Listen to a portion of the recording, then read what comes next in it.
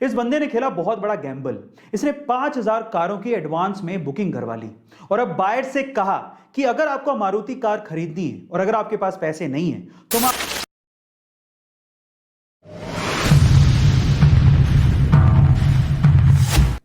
Opportunities का इंतजार नहीं किया जाता मेरे दोस्त, अपॉर्चुनिटीज क्रिएट की जाती हैं। कैसे, मैं बताता हूं।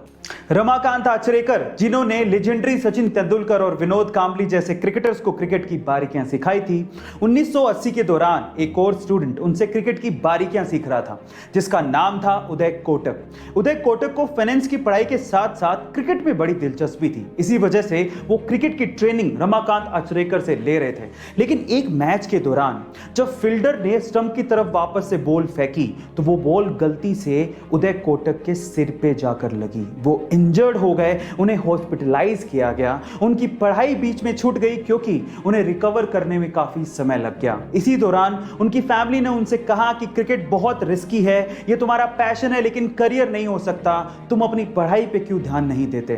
तो फाइनली उसने क्रिकेट को छोड़ दिया और अपनी फाइनेंस की पढ़ाई पर ध्यान दिया, अपनी एमबीए पर ध्यान दिया। इसी दौरान उन्होंने इंटर्नशिप करने के लिए एफएमसीजी कंपनी हिंदुस्तान लीवर को ज्वाइन किया और इंटर्नशिप खत्म होते ही हिंदुस्तान लीवर से उन्हें एक बहुत अच्छे पैकेज का ऑफर दिया गया, लेकिन उन्होंने ये पैकेज ठुकरा दिया। इतनी छोटी सी उम्र में इतनी बड़ी कंपनी का पैकेज ठुकरा देना कोई छोटी बात नहीं होती।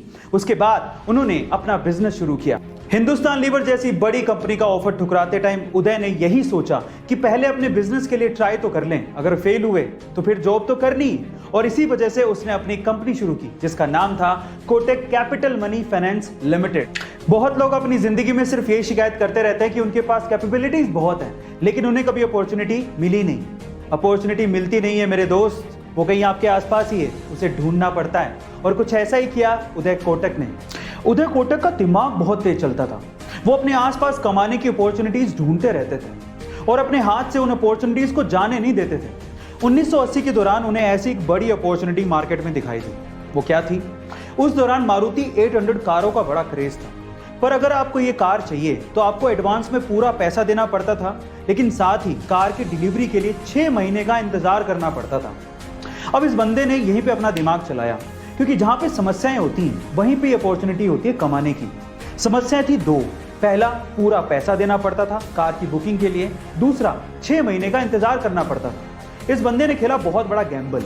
इसने 5,000 कारों की एडवांस में बुकिंग करवा ली और अब बायर से कहा कि अगर आपको मारुति कार खरीदनी है और अगर आपके पास पैसे नहीं है तो हम आपको 30% के ब्याज पर लोन देंगे। लेकिन इंटरेस्टिंग पार्ट था आगे। उन्होंने कहा कि जब आपका लोन शुरू होगा आपको गाड़ी की डिलीवरी तभी दे दी जाएगी, यानी कि आपको 6 महीने का इंतजार करना ही नहीं है। आखिरकार ये इतना बड़ा गैम्बल काम आया और उन्होंने इसमें बहुत पैसा बनाया। फाइनली उदय कोटक के दिमाग के चलते कोटक महिंद्रा पहला ऐसा प्राइवेट बैंक बना जिसे आरबीआई ने बैंक चलाने की अनुमति दी थी। इसीलिए हिम्मत मत हारो, अपॉर्चुनिटीज का इंतजार मत करो, उन्हें क्रिएट करो।